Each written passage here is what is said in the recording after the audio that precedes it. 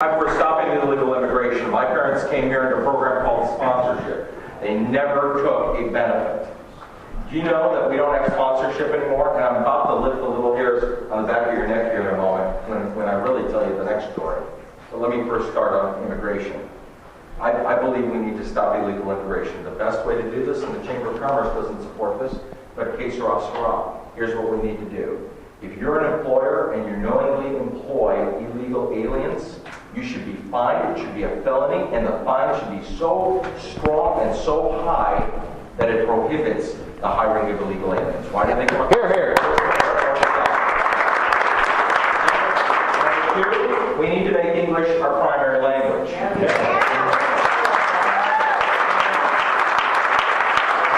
Primary official language. If you go, and I'll tell you a story about the state of Michigan. If you go down to the DMV, which is the Secretary of State's office here in Michigan, as you know, and you try to take a test, you can take a driver's test in 83 different languages. You can take it in Somali, you can take it in Arabic, you can take it in Polish, you can take it in German, you can take it in France. I mean, it's almost like a Dr. Seuss novel. You can take it here, you can take it there, you can take it almost anywhere. So we need to stop that. Make English our official language. Number 4, are you ready for this one? I do not believe we need to eliminate the 14th Amendment. The 14th Amendment, which, is everybody aware of the 14th Amendment? The 14th Amendment dealt with people that were legally in the United States that fell under the Constitution. If you are legally here, you fall under the protection of the U.S. Constitution. For example, if you're an H-1 visa holder and you're working in the United States and you're pregnant and you give birth to a child, okay, that child is an American citizen. Okay, not a problem. But if you're illegally here and you give birth to a child here on U.S. soil, should that child be an American citizen? I say no. It's a very easy explanation. It's called the fruit of the poisonous tree. Meaning that one illegal act cannot make a legal act. Because if it did, we keep falling into these arguments about we need to revisit the 14th Amendment. Where does it say in the 14th Amendment that illegal or someone that broke the law or isn't here under the Constitution's protection has the right to the protection of the Constitution? I don't know. Because if that was the case, then tell all those guys in Gitmo that are on American soil that they get civil trials, folks. I'm against it. By the way, I'm against civil trials for them as well. And lastly, this is where I'm about to raise the hairs on your chinny chin chin or the back or wherever. Go home, if you've got the internet, go home and look up something called the Refugee Assistance Program. What program? The Refugee Assistance Program. It's called the RAP. The Refugee Assistance Program is sponsored under the United States Department of State. It's a State Department program. That's how they fund it. By the way, just one second, I'll get to you in a second. What I was going to say is this, just bear with me here, and I'll go to you next, sir, and then you. The Refugee Assistance Program brings refugees from all over the world here to the United States, and we pay them. We pay them housing, we pay them food, we give them tax-free subsidies, we give them monthly income of $1,900 a month. $1,900 tax-free. Not bad, huh? And we also, through some of your churches, yeah, they have Medicaid, Medicare, and under the new Obamacare or the Patient Protection Affordability Act, they'll get health care as well because they're considered American immigrants. But we bring them to the United States. Bear with me for a second. We bring them to the United States, and that's because we are co-signers of something called the UNHCR, United Nations High Commission for Refugees. We signed on board to bring refugees to the United States. And this is killing our country very quickly. One group that I believe that should be exempted from this are the Chaldean community. Because if you look at the Chaldean community, it's because we created the war in Iraq. We went into Iraq and I'm just being blunt with you, we destabilized Iraq between the Sunnis and the Shia. The Assyrians and the Chaldeans, the Catholic community in Iraq, are getting slaughtered. And because we are not protecting them, I believe in that case, we owe them the protection that they should get. But any other group, Somalis, for example, go to a city called Madison Heights. You know where Madison Heights is? Go to 13 Mile and John R. Lamphere High School. See how many Somali students they have now entering school.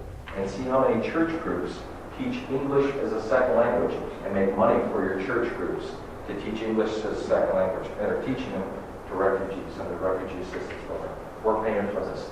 Every single year, about 600,000 are coming freely and legally. Yes, sir. Thank you. David brought up, has anyone ever thought of taking that issue and saying, you served us with fraud, we owe you nothing. You wanted to have Congress cut off from the Federal Reserve? Be a great time. Well, the best thing that we can do, and I know some of you in this room may support this, and I actually support this, and now it's become a bipartisan bill by one person on the left and a multiple group on the right, and that is to audit the Federal Reserve. We need to kill the Fed. Actually, the Constitution says the Department of Treasury is responsible for managing our M1 money supply, and we basically let it out to the Federal Reserve. Well, that guy's on the right, that's Ron Paul. He's in the Republican Party. See, the thing is, No, that's not what I was talking about. He was There is actually, I think, Dennis Kucinich. Alan Grayson and Dennis Kucinich, there's two. the paper that's issued is as much credit as a credit card is. And according to modern money mechanics, it's a loan.